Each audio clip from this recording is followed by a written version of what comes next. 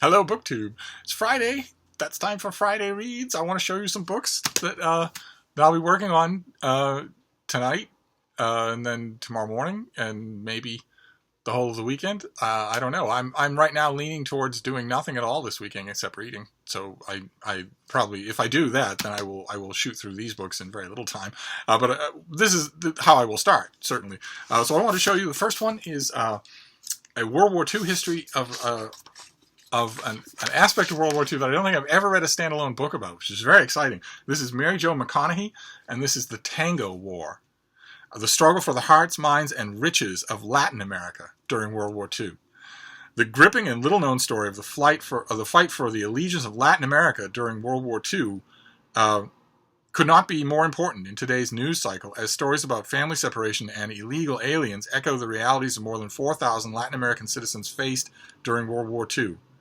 This exhilarating book fills an important gap in World War II history. Beginning in the 30s, both sides were well aware of the need to control not just the hearts and minds, but also the resources of Latin America. The fight was often dirty. Residents were captured to exchange for U.S. prisoners of war, and rival spy networks shadowed each other across the continent. At all times, it was a tango war in which each side closely shadowed the other's steps. That just sounds fascinating to me. I think this is a September release. Yeah, this is a September release, and I, as you know, if you've watched this channel, I'm a fan of World War II. I love reading about it. So a whole book on an aspect of it that I don't think I've read more than 2 pages about. That's wonderful. That's very welcome. The next one is Reread. This is a terrific book. I wholeheartedly recommend it. I got it in paperback, so I'm going to be rereading it. It's Michael Cannell's Incendiary. And it's about the mad bomber of New York City in 1950 who's just blowing up buildings. And it's the standout character is an extremely dedicated agent, a law enforcement agent who figures out who this guy is, profiles him, tracks him down, uses what we would consider to be data metrics, only long before any such thing existed, to figure out who he is, to profile him. And the book is just fantastic. It's told in such a fantastic way that it's one of those nonfiction history/true crime books that just keep you turning pages. So I'm going to give it a reread, absolutely, now that I've got the paperback. The next one is a finished copy. It's a graphic novel that is not about a superhero. No spandex. It's The Faithful Spy by John Hendricks. This is a graphic novel about Dietrich Bonhoeffer, who was killed by the Nazis. And I got an advance copy of this, and I looked through it a bit. It's the art style is, not at all. I'm a superhero fan, so the art style is very contemporary graphic novel style. But I flipped through it a bit. Bonhoeffer is of endless interest to me, and I got a good feel for it. But then I got distracted by something else and just put it aside. So now I have the finished copy with the color overlays. I'm just going to soak that up. I've read many biographies of Bonhoeffer. I have quite a bit of his writing, but I've never read a graphic novel about him. So the next one, I don't think this comes out until next month. Yeah, this comes out in October. But I'm a dyed-in-the-wool sci-fi fan, so I have to read it.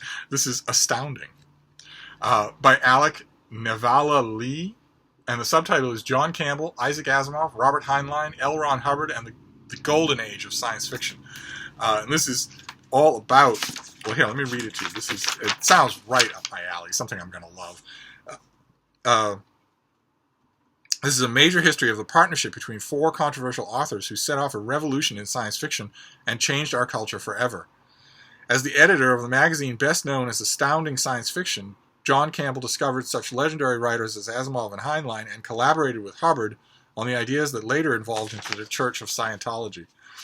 In this extraordinary and deeply researched cultural biography, the author takes a balanced but unsparing look at these 4 authors, their complicated marriages and private lives, and their collective vision of the future, revealing in unprecedented scope, drama, and detail how the literary genre of science fiction emerged to shape the imaginations of millions of people. So this is a story about the roughshod and not ready for primetime beginnings of commercial science fiction. That is just that is fascinating to me. The next one we've seen on this channel before. I read the advanced copy, and I got the finished copy, and now I want it to be another reread. It's this. It's Accessory to War by Neil deGrasse Tyson and Avis Lang.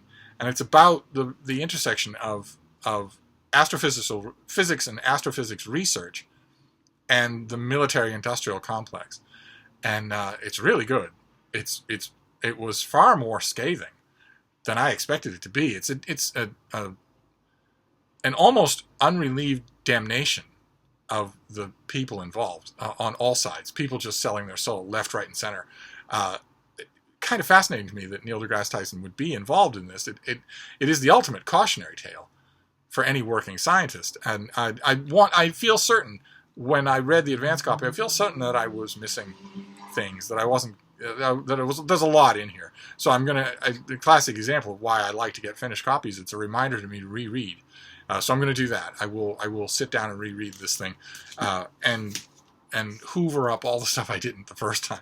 And then this last one here for today is a Megillah. It's a massive tome, and I read it in advanced copy, and I read it in finished copy, and I was tremendously impressed. And I'm going to read it again just for the fun of it, without pencil in hand, without just as a reading experience. It's this huge thing.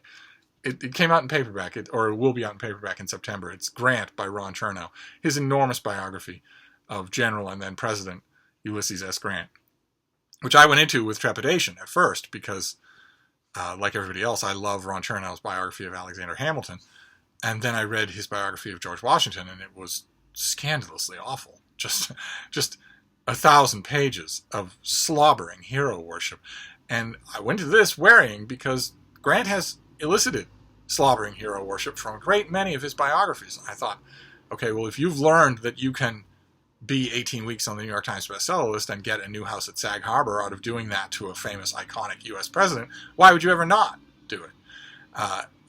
So I went into this expecting the worst, and it's tremendous. Just tremendously good. It's got blurbs from everybody in the world, and it deserves them. So in this case, the arrival of the paperback is a cause for relaxation. I will treat myself to this big brick of a thing, reading it just, quote unquote, as a reader, instead of as a critic, and instead of as a worried critic. I'll just be reading it to enjoy it, to enjoy the job that Chernow does, and to wonder what his next book will be. And that's it. That is my Friday reads. That is more than I can read today. I will read that this weekend and going into Monday. But as usual with Friday reads, I want to know what you're doing. What's got you excited for this weekend? What you're going to be reading? This is a long weekend in America. It's a holiday weekend, I think. So a lot of you probably have. If you're in America, a lot of you probably have Monday off. One way or another, it gives you more time to read, I hope. But in any case, I'm going to wrap this up for now. But I will see you soon. Thank you, BookTube.